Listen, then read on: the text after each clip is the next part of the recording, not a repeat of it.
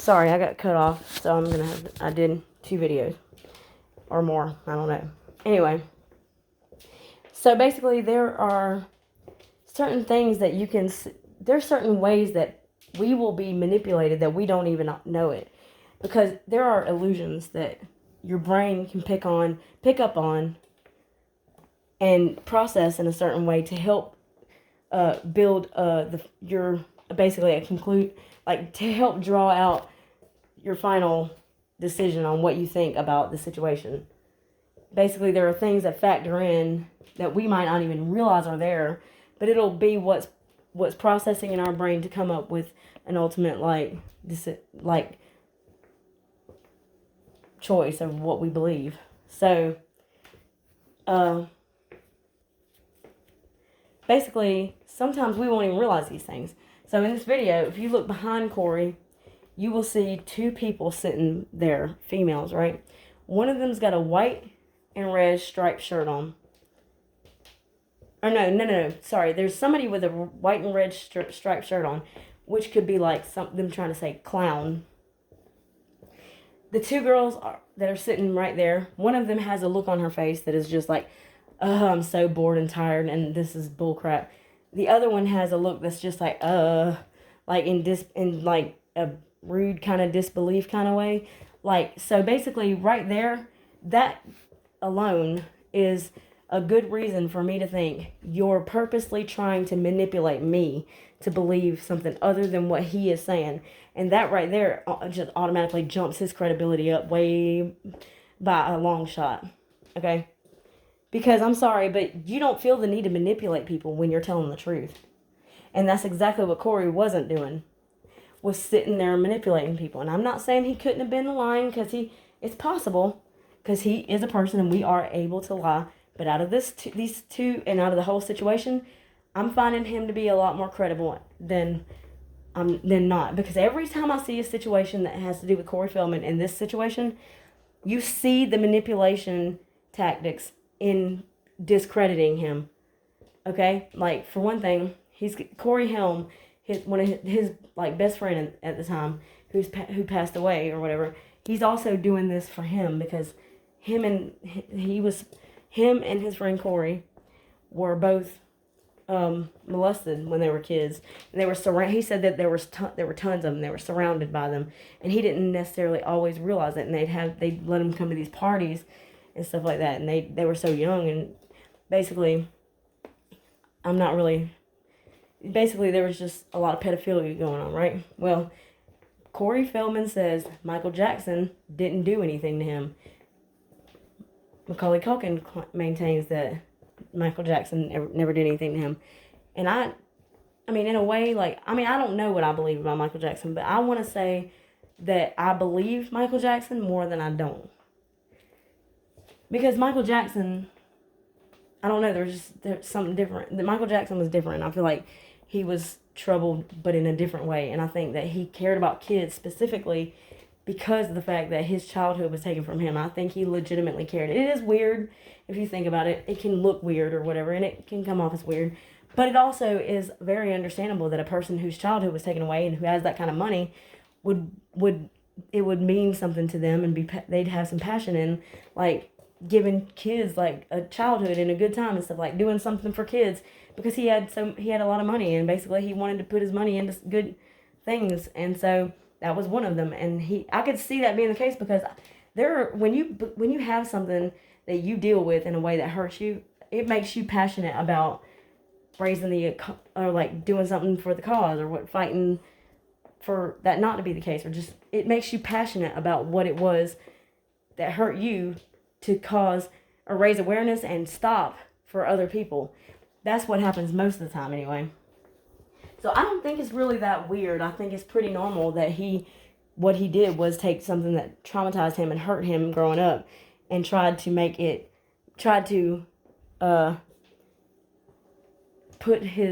put something into making it not happen now, because that's a way to heal from that kind of thing. That's a way to help, like, do something with what was done wrong to you, because that helps you heal.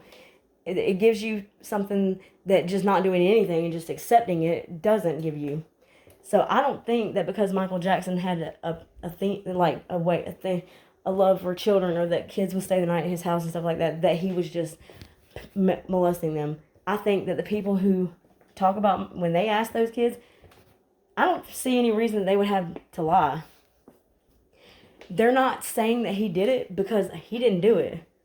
I think that the reason why Michael Jackson was even blamed for it was because, number one, he might have been trying to expose the Illuminati, or if it's the Illuminati, whatever, expose these people who are trying to take over and like control our minds, and they are. Trust me, they will. And it's not, maybe we're not all done at one time, or we could be, I don't know. But basically, we are being treated like a bunch of puppets who aren't capable of thinking for ourselves in ways that we would need to, right? So basically, we're just here just to be here, and it's almost like we're someone's experiment, and they're just like making us go along doing what we're supposed to do. But see, there's something so much bigger than that. And that's not something I'm willing to have taken away from me, because I know I'm not wrong. I feel these things. And first of all, like, I mean, you can look at the celebrities that I said, and you can match them up to actually be the people that I said they were, right? Nobody's telling us this. And when it comes down to it, guess what? There are a few of the same black people that I've seen so far, but I have not seen that many. I haven't seen as many duplicate black people as I have of the white people, which makes me wonder, like, is there still some way that someone's trying to create slavery, like, in a secretive way, where they're making them still work and not white people, and basically the white people get to be digital now? Like, and what makes me wonder, back to the song that Eminem did with Logic, right? Homicide. They're like, hey, well, he sucks, we can't get Eminem, but good news, we got this guy that, what we're going to do is put him here, with this guy here, and then Squints from The Sandlot or whatever. It's like, maybe he was trying to say, I don't know if these people are even real, because they when we do music together, they don't show up. They always have something come up, and it's never what's actually. I wonder if Paul is even real. Have you ever seen Paul? I don't know. I mean, or has he ever seen Paul? Like, I don't know if he has or not. But basically, I think that there's a lot of times that there's not a person who's not real. So they don't do it like we think they do, where they get together and do it together and stuff like that. I think a lot of the time they do it like over, like some kind of, where they don't have to come there or whatever. Or they record their part, and then he gets it, and the other one records over it or whatever. But I think that might happen a lot.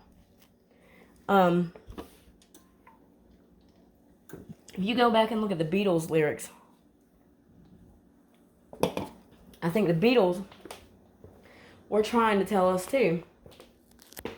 Because here's the thing. There's a song, I can't remember which one it is, but basically they talk about, it's called Chains. He's like, but I'm locked in these chains, you know, I can't go anywhere. And I think what he's saying, what that's saying is like, this is, and a lot of celebrities make a comment about, yeah, I made a deal with the devil, or I made a deal with the big man. And when they say these things, they look like so stressed out at the time. They're and so gloomy and like depressed that it's almost like, it looks the way it would look if someone knew their life was about to end and they couldn't do anything about it, right? So it's more, it comes off as more like that. So that makes me think there's more truth to it. Oh yeah, but anyway, Corey Feldman. The girls making the faces, I'm sorry, I'm jumping from topic to topic, but it's like a lot. So Corey Feldman, the girls behind him, both of these girls are making a certain face that would suggest that he's lying, or this is crap, I'm boring, or this is boring. And then there's a red and white striped shirt that's like, could be like to hint around like clown. So Corey Helm's mom, Corey wanted to do he wanted to try to tell people about everything that was going on, but he wanted to do it in a certain way that was going to be able, and he wanted to do it through a film called Choreography. But he needed $10 million to produce it and to get it out there, to get it going. And they basically ridiculed him, as in, they basically discredited him, like, you're just trying to look for money or whatever. And it was not, and I don't think that's what he was trying to do. Like Corey Feldman, he's got a lot, I think Corey's got a lot of things that he does, like, business-wise, like, so I don't really think, I mean, yeah, he might want to make the money and big money or whatever, but I think he probably makes a sustainable living, like, doing the things he does. And he's, anyway, so, basically, what I was going to say is, he's like, what was I saying? Oh, Corey Helm's mom, she wrote a statement that was like basically saying that she hopes that he is able to get down to the bottom of this and the people that hurt other people. She was like, I just don't really want my son's name brought into it or something like that. And she's like, and I just don't think he needs $10 million for it. So basically what I think is that someone paid her to do that, because that basically that would basically be, the tactic behind that would be, okay, well, usually when a friend of yours if a friend of yours dies, the friend's mother is usually particularly, like, you become like special to her. I've never seen it not that way. If you were a good friend or whatever, they usually will, like, you'll be special to them after that, right?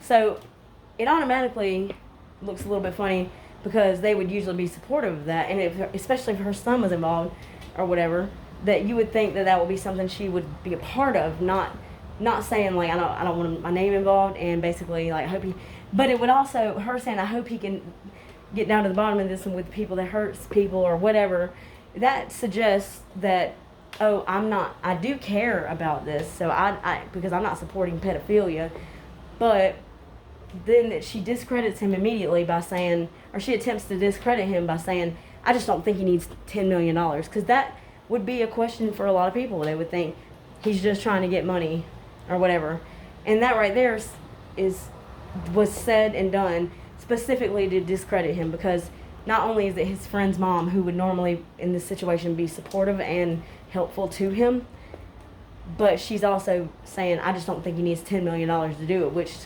says that and she would know him better than what most people would, or than what everybody else would, or not everyone, but she'd know him better than a stranger would. So basically, she would be under normal. She's supposed to be more like able to give us the proper characteristic or character traits of Corey, because she knows him, right? So that right there would say, well, she knows him because her son was friends with his son, like good friends. So she would know whether or not he's the kind of person to do this kind of thing or not. So, and she seems to be not so much in agreement with him. So that right there would do more to discredit him than it would ever help him. But the tactic there is so obvious to me that it only makes him more credible. So if anybody sees this, like, pay attention to these things. Don't let anyone manipulate you from seeing truth, because it's done all the time. And it can really take an effect. Like, it's very effective in a lot of ways, these things, because basically, all right, another one he did with the same woman that I'm talking about, the lady, when he was talking, like I said, he was professional, he was proper, he was intelligent, he was credible, and he was honest. And I think, she, from the get-go, was attempting to ridicule him, and it was so obvious in the way that she moved, in the way that she spoke to him, in the way that her facial expressions, everything. It was clearly an over attempt. Like, I'm like, okay, you might better try to be a better actress, at least, if you're going to sit here and be manipulative. Like, you might not want to be so obvious about it, because it was so obvious that I'm just like, okay, there's no way he's lying, because there's, in every way, like in every moment of that interview, I saw manipulation coming from the other end. The liar doesn't need to do that. There's no reason to do that if you're not lying. You want to explain yourself and come off as more genuine, and you're able to do that when you're telling the truth. And if it's something you're passionate and you're good at explaining yourself, you're really not. I mean, that's the way to go. So you don't need to manipulate anyone to see the way you want them to see if you're telling the truth. So, I mean, I immediately, from every single video interview that I've watched, and everything that I've watched with Corey Feldman talking about the whole pedophilia thing in Hollywood, I can tell you right now, I would bank on it all the way, him telling the truth. And I can't be certain because I'm not there to know for certain, but I can tell you, like, I'm 99% sure that Corey Feldman's telling the truth. And basically, I would help him in any kind of way if he wanted it. Like, if he sent me a flight ticket right now, I would get on that bad boy, go down there, and I would stand behind him and help him for nothing at all. Like, I wouldn't expect anything out of it. I wouldn't ask for anything. Like, it would just be, what I would get out of it would be helping him, because I believe him in it. What he needs is, like, people to come and join him. That's the only way that things like this get fixed. And basically, I'm excited about it, because, like, I feel like this is gonna start something good. Like, I feel like the world's fixing to change, because I've been in my house, like, having conviction after conviction after conviction, and going through something totally different than I've ever experienced in my entire life. Very spiritual and different than what I would have ever expected to be feeling. And it's real. It's not me on it. It's not drugs. It's not like me being crazy or anything like that. It's actually real. And so my thought process was, this is how I, like, what I would need to be doing is expressing or sharing this with everybody else, because this will be something that everybody would want to know and need to know, because of what I'm getting out of this. I think this is how you free your mind, basically. Me and my husband were having problems, a lot of problems, and I had to come out. Basically, I had to tell some truths about my past that I really didn't want to tell him about, because he's just an asshole. So I was sitting there like, yeah, I really don't want to do this, but my marriage meant more to me, and my husband meant more to me. So I was like, you know what, I'm biting the bullet, and I'm just going to tell you, like, what I've done. Here's my secrets, and this is why, and that's what it is. Well, along the way, I felt very uncomfortable about it at first. It was like the worst experience ever, because I was just sitting there, and then he put me pretty much on blast. Like, it was like public humiliation, right? And it wasn't even that bad. The stuff wasn't. And it was just a past, because he's very, very manipulative, and he's a narcissist. And basically, he had an affair, or multiple affairs, and doesn't want to admit them. So he's doing everything in his power to blame me for them. So during this time, throughout the torture that I've been experiencing from him, something happened inside me. I guess I got so stressed out, or maybe along the way of me admitting my truths, that something started to change and something different started happening. And I was just like, oh my God, this is crazy. Like, and I mean, it feels different in every way. Like, the air feels, my senses feel more intact, like more sharp. Like, it's like the air is crisper. Like, I see, like, my vision is sharper, and it's in a way that almost feels like a high that isn't drugs or anything. It's just a different feeling than I ever experienced in my life, and in such a good way that I know it's from what I'm doing, that I'm just like, I want y'all to do the same thing I'm doing. Because, I mean, that's what we would need to do, right? And at one point in time, I was like, my husband was acting so crazy and being so messed up to me that I was like, is he the Antichrist or what? Because, like, I'm supposed to, like, I believe in, well, for the most part, I believe in God, you know? I don't always know what I believe in. I'm not going to say that I don't question the options here, because it's hard for me to trust in things that I don't see. But there's more. You'll never take the fear of God out of me, basically. And there's a lot of things I'm not okay with the whole God situation. So I just can't, like, I don't want to say that I am all the way going with this, but at the same time, I don't want to say I don't, because, like, it's something that means something to me. But I don't think that we're meant to not question the other options or everything that's out there. I think that we would be perfectly, we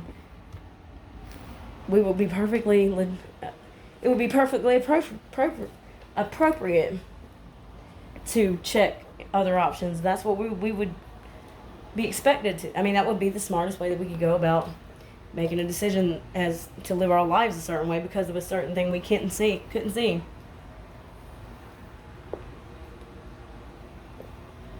So there's no way that there's no way I'm going to be able to just not wonder about all the options, because I don't want to limit myself to only certain possibilities. What if there's tears in the world and you go as far as, like, you decide to let yourself go? And basically, maybe, and I'm sorry to say this, but maybe God is a tear that is for people who were not bad, but still just limit themselves to this when they didn't never get the actual visual proof.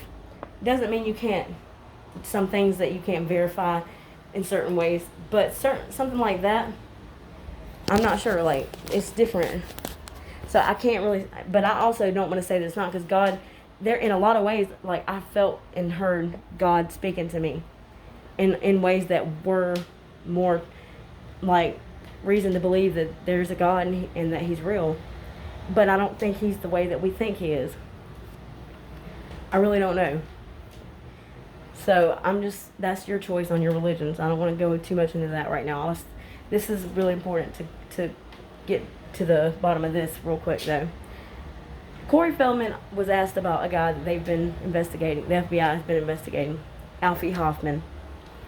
Alfie Hoffman is like the soda pop distributor or whatever. Alfie's Soda Pop Club or whatever, and he was well connected. He had good parties that he had a lot of people come to. Well, here's the thing. There are times where I would be sitting down and my soda would be next to me, and it would be fizzing in a way that sounded like I heard people talking in it. And I don't want to say that, like, because that would be, okay, crazy sounding, but I'm not even kidding. Like, and I've actually got a lot of video and audio where I recorded things like this. Okay, and if you should try this yourself, do you know how they say that certain things are put in music subliminally to reach our subconscious and then make us think about sex more? Do you know this is everywhere we go? It's in your house right now. Take your phone, download a volume booster app. Go to the App Store and download a volume booster where you can boost your volume. Then download an audio recording app, and record while your air conditioner is on.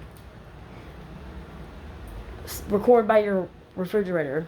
I'm not sure if it's going to do it at everyone's house, but I can show you that it does it at mine. Record while your TV's on and actually listen for sex sounds, like breathing certain ways, and or moaning and stuff, like or sounds of people talking and stuff. Listen to your video audio afterwards with your sound turned up, and you should hear some sex sounds. And it might be a little bit of an acquired sound, but just listen for it, okay? It's actually, like, it's easy with the volume booster. So also, you got Nest cameras. Go to your Nest cameras outside or wherever they are, and go to where you can view the camera footage, and in all of them, see if you don't hear sex sounds.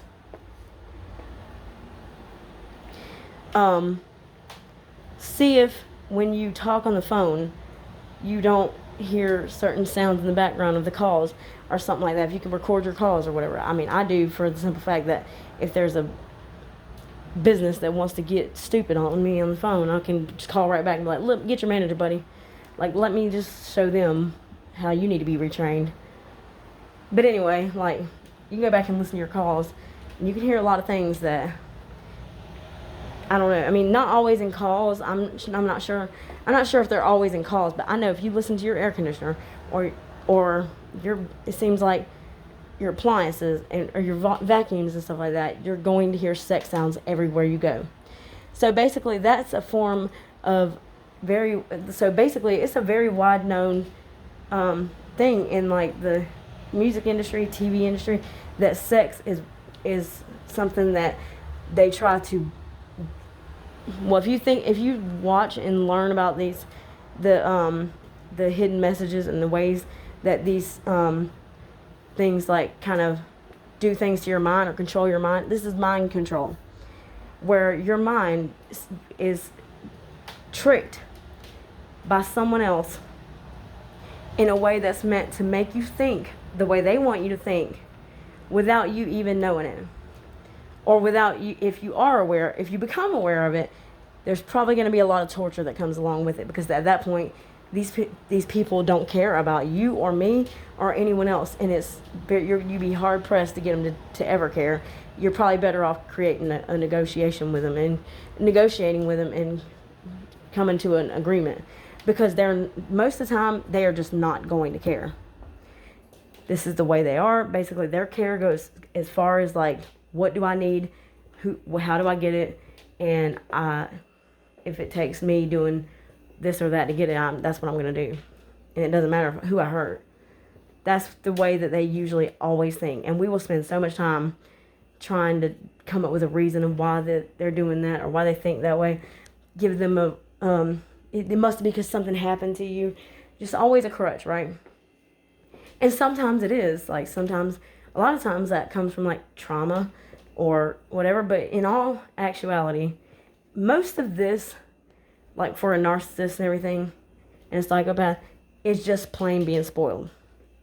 People who are giving them enough of never making them accountable for what they do, and giving them enough like credit that they don't deserve enough times to where they just become so entitled with it, and nobody can tell them anything, and they're the biggest assholes ever. And it's like, I have tried, trust me, I've taken a situation and tried for years, and I promise you, if I couldn't do it with this person, I don't think many people at all could do it, if any, because I'm telling you, like, in these, it gets dangerous in these, at these times when these situations come about and someone tries to fight it.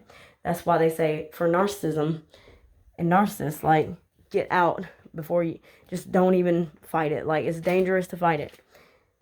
And it is.